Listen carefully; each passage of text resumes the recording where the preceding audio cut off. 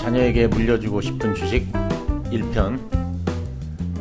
자녀에게 물려주고 싶은 주식은 주위의 여건과 관계없이 그 기업이 20년 후에 지금보다 더 성장해 있을 것이라는 확신이 드는 주식이어야 합니다. 그런 면에서 경기 사이클을 심하게 타는 업종이나 국가 간 역학관계 등에 의해 성장이 좌우되는 주식은 후보가 될 수 없습니다. 예를 들어 제가 판단하기에 배터리 관련주들은 자식에게 물려주고 싶은 주식이 될 수 없습니다. 왜냐하면 향후 개발되는 전고체 배터리나 신소재 등을 누가 언제 개발하느냐에 따라 회사의 부침이 예상되기 때문입니다. 어떤 분들은 서울옥션을 자식에게 물려주고 싶은 주식으로 꼽았는데 이 주식은 홍콩의 정치 상황이나 경기의 부침에 따라 실적이 좌우되기 때문에 20년 후에 반드시 성장한다고 장담하기는 어렵습니다. 그래서 주위의 여건과 관계없이 꾸준히 우상향할 종목을 2개 선정했는데 그 종목 중 오늘 말씀드릴 첫 번째 종목은 삼성바이오로직스입니다. 삼성바이오로직스는 첨단 바이오 의약품을 위탁 생산하는 바이오시밀러 CMO 사업을 하고 있습니다.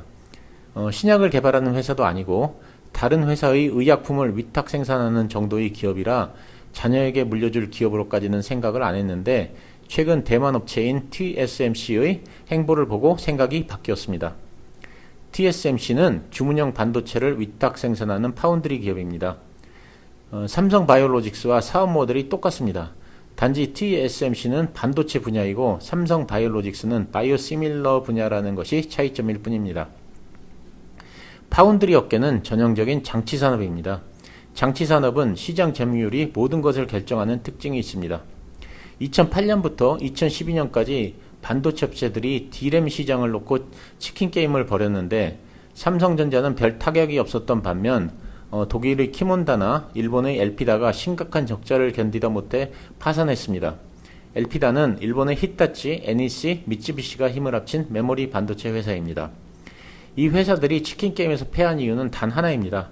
시장 점유율이 낮았기 때문입니다. 장치산업은 시장 점유율이 높아지면 원가는 급속히 떨어지는 경향이 있습니다.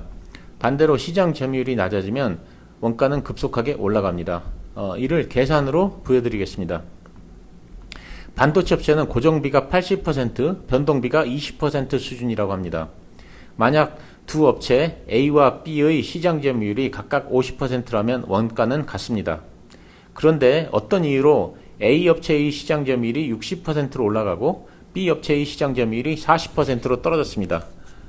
그러면 A의 원가는 87%로 떨어지고 B의 원가는 120%로 올라갑니다. 기존에 원가가 100원이었다면 A의 원가는 87원으로 낮아지고 B의 원가는 120원으로 올라가게 됩니다. 만약 선도업체인 A가 가격을 100원으로 낮춘다면 A는 여전히 수익이 발생하지만 B는 큰 손실을 입게 됩니다. 그렇기 때문에 선발업체가 가격을 낮추면 후발업체는 백약이 무효한 상황에 처하게 됩니다. 그래서 장치산업은 일단 1등을 하면 특별한 사건이 생기지 않는 한 그 순위가 변하지 않습니다. 파운드리에서도 TSMC의 위상이 날이 갈수록 높아지는 이유는 장치산업의 특성 때문입니다. 보시는 그림은 파운드리 5개사의 시장 점유율을 보여줍니다.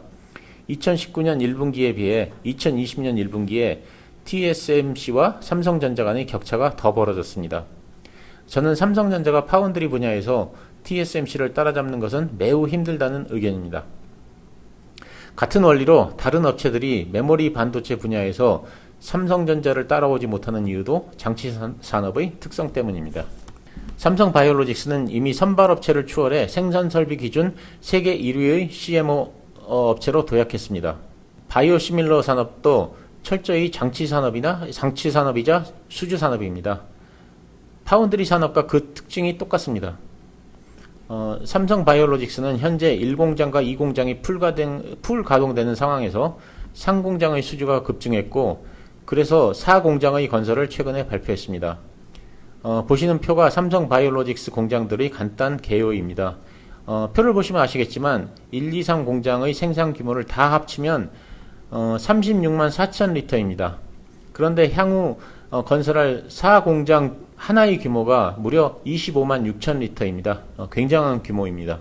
바이오시밀러는 대표적인 성장 산업입니다. 최근 팬데믹의 발발로 전염성 강한 질병은 언제라도 다시 발생할 수 있다는 가능성을 열어뒀고, 그래서 미국이나 유럽의 제약회사들도 전염병의 확산에 의한 자국의 공장 폐쇄를 항상 염두에 둬야 하는 상황에 놓이게 되었습니다.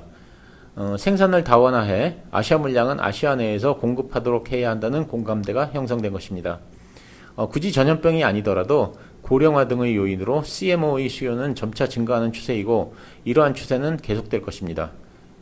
바이오시밀러 위탁 생산은 이미 성장 산업의 한 축이 되었습니다. 보시는 차트는 2006년부터 현재까지의 TSMC의 주가 차트입니다. 상장 이후 계속 우상향했음을 알 수 있습니다. 2020년 8월 25일 현재 TSMC의 시가총액은 455조 원입니다. 삼성전자의 시가총액은 본주가 337조, 우선주가 40조여서 총 377조 원입니다. 주문형 반도체를 위탁 생산하는 업체의 시가총액이 삼성전자의 시가총액을 훨씬 넘어서고 있습니다. 삼성전자는 메모리 반도체의 시황에 따라 걷어들이는 이익이 들쭉날쭉해서 높은 멀티플을 받지 못하는 반면에 TSMC는 삼성전자에 비해 높은 멀티플을 받고 있습니다.